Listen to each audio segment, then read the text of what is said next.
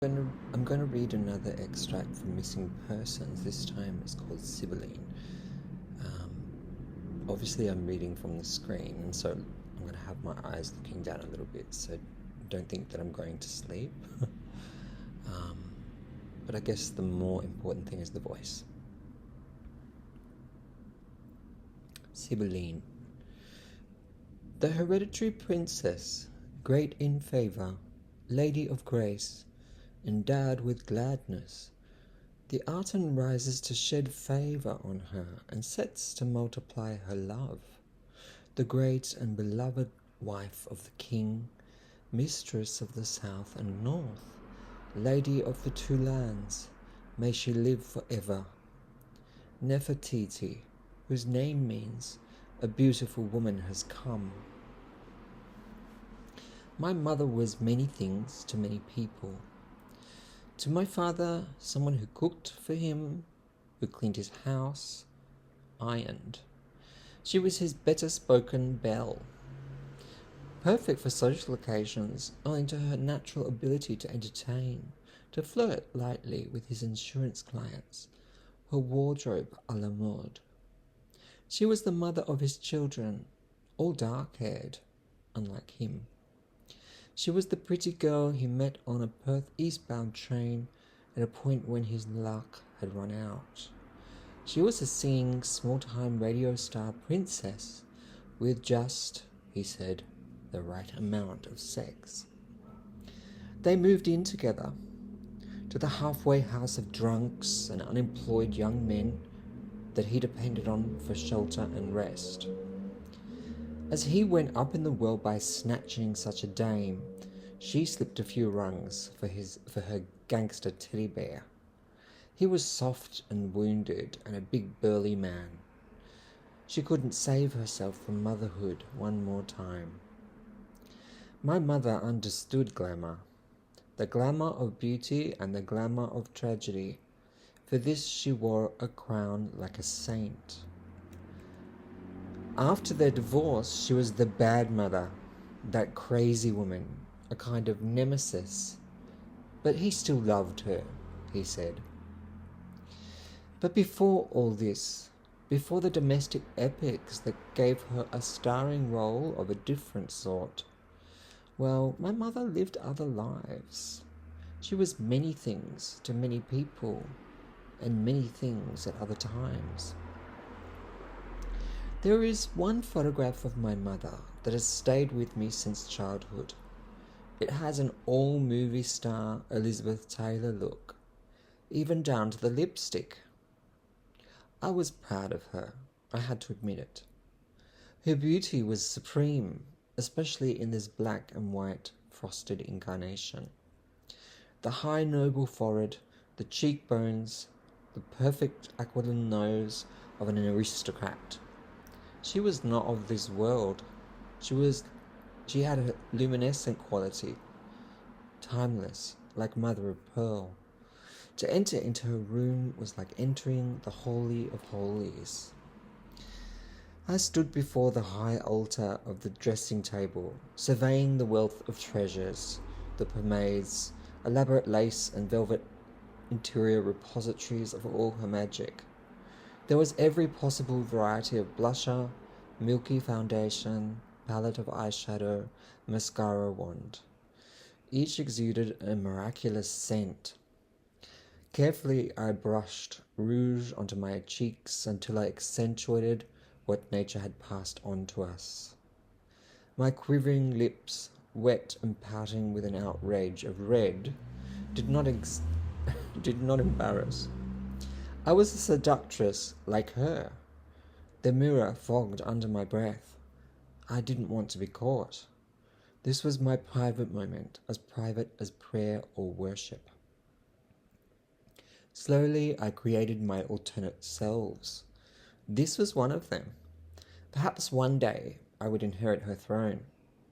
I craved that kind of notoriety and attention. The world of my father held no interest to me. During their fights, it was inevitably my mother I hoped would survive, victorious. Beauty versus the beast. To her closed in a circle of friends and children, she was this but so much more, as if beauty wasn't enough by its transcendence of the ugly every day. We were her acolytes. Outside this circle lurked nothing more ordinary than a housewife's normality and efficiency. We knew her in a different light. She was Nefertiti, mystical sultry empress of her own lounge room.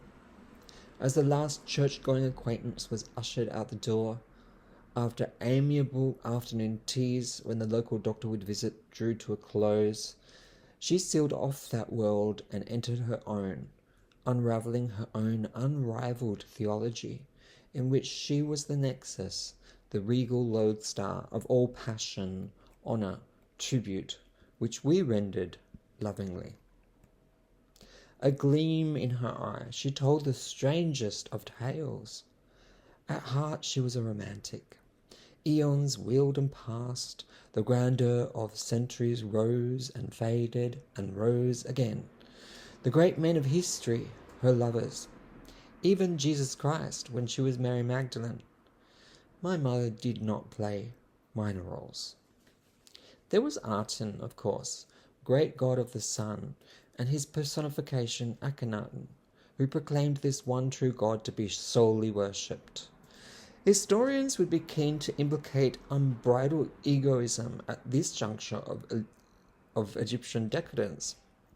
The New Kingdom, it was called, for its radical departure from the polytheism of Egypt and its insistence on the one. But my mother would have nothing of it. Nefertiti, fertility, the most beautiful woman that ever lived, co-regent of an empire that stretched from Nubia to Syria, at the centre of the civilized world.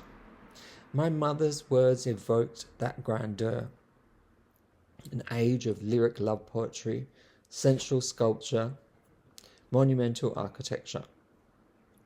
I walked along the Nile with her these nights, past the massive stone temples. Other times she would recall the festivities Akhenaten would finance. Much beauty in the form of tribute and gifts filled the royal coffers. The all-female orchestras, or the semi-naked dancers that danced before her and her beloved androgen lover. Both the image of sensuality and splendour. Somehow in my mind I have constructed a film of all this, and David Bowie takes the role of the Sibylline one. In real life, he was married to such a woman, Iman, the Afro-likeness of the Queen herself. She risks usurping my mother's rightful claim. In my mother's realm, she would be, however, a mere maidservant. There would be no pretenders to her title as semi-divine.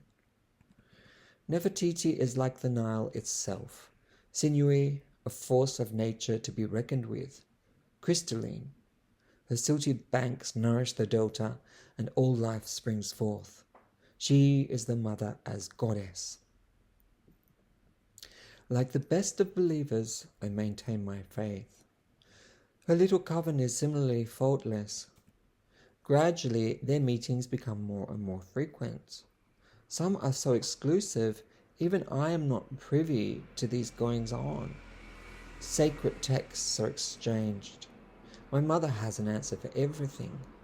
From my vantage point, I hear a chorus of agreeing voices. O wise one, they might have said, truth and beauty at one sitting. But like the best believers, I have my doubts. I go to the library, which is in the city. This is the megapolis that I love and shelter in, feigning school attendance. Trigonometry holds no appeal to me now, nor the elaborate cell diagrams I draw for biology class. There are other investigations to be made. It's a thick book, this one, with all the necessary detail. Nefertiti married in her early teens. By 30, she had borne 6 children. The parallels were striking. The more I read, the more the facts seemed to concur. Something in me ascends and takes off. I the one of humble origins.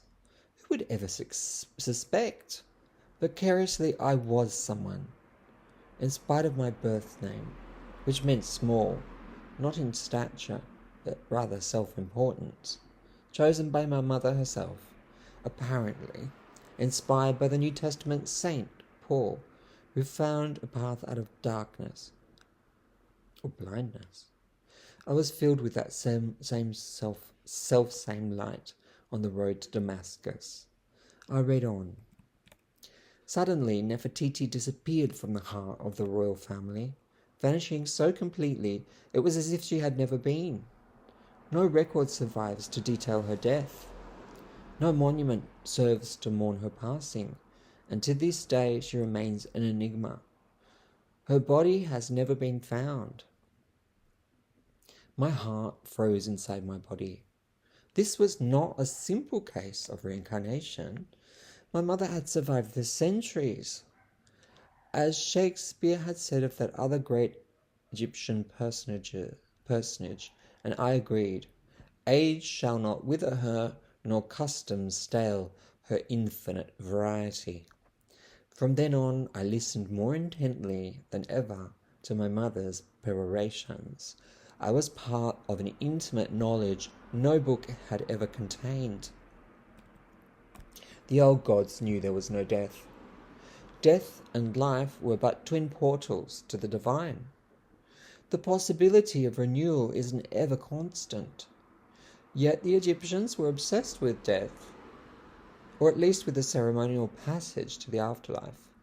They initiated a culture of death with their brightly painted tombs, if you were a member of the elite, of course, not someone enslaved, and killed animals by the tens to accompany the dead one, as well as piles of valuables, the stock in trade of the world that mirrored our own in fiscal matters and the like, but was its dark opposite in others.